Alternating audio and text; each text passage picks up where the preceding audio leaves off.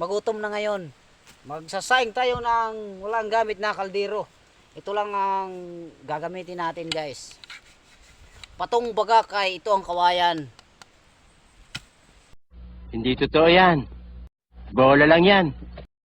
Bubutasan natin dito sa gitna at saka ilalagay natin dito yung bigas para ilagay natin dun sa may apoy.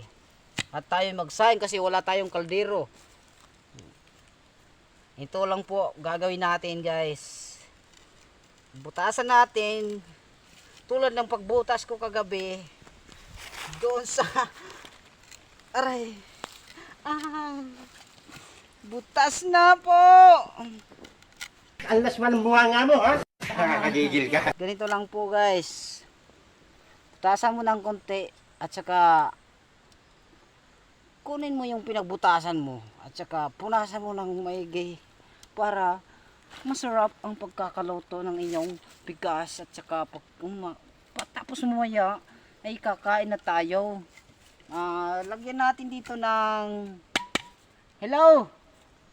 lagyan natin ng bigas ay kakaunti lang yung bigas namin kasi mahirap kami guys, wala kaming pambili ng bigas, inanalyo lang kami doon sa aming kakapitbahay. Ay, ito po Wow naman! Wow! ngayon lalagyan natin ng wastong paglagay lamang ng bigas, ganito lang po para exactly lang guys.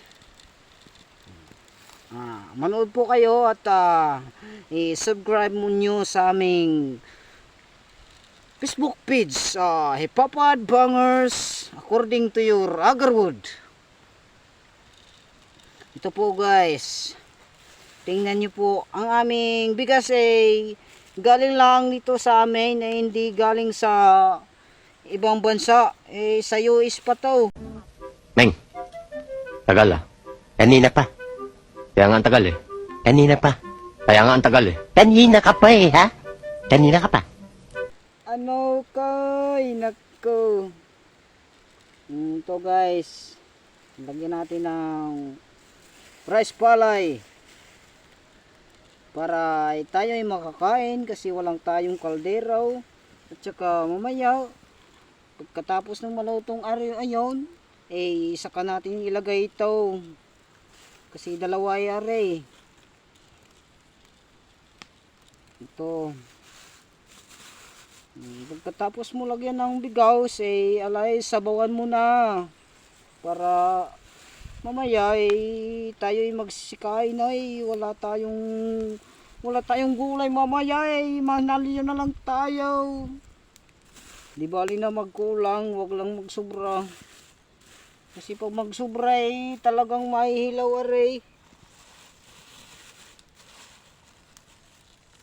ayon. Wasi-wasi mo pa para magkalat yung bigas sa loob ng ating kaldero. Alay, napakahirap talaga ng buhay namin dito sa summer kahit pambili ng pagkain at saka bigas mahirap kami. Pagkukopra lang yung aming trabaho din may 3 buwan bago kami matapos yung magkopra tapos yung katapos mo magkopra pambayad na lang sa utang mo. Hindi totoo yan. Bola lang yan. Kaya ito po kami ngayon nagtitiis ng ganitong buhay namin. Alay na kumukulo na doon yung ating isang sinaing tingnan muna natin dito.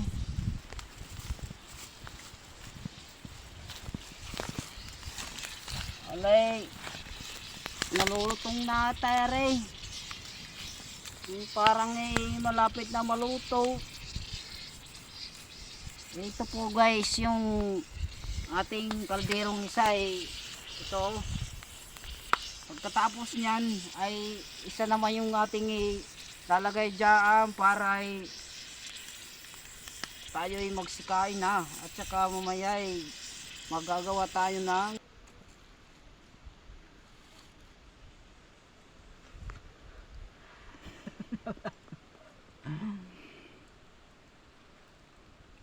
Uy, manda pag mila kakain. Okay guys, ito na po yung aming kanin, yung gawa sa kawayan at saka pinagluto namin ngayon. So kakain na kami ngayon kasi hapon na magtatrabaho pa kami, hahakot pa kami ng nyug. Ito na po, kain tayo guys. Nakita yung mukhang ito parang badyaw.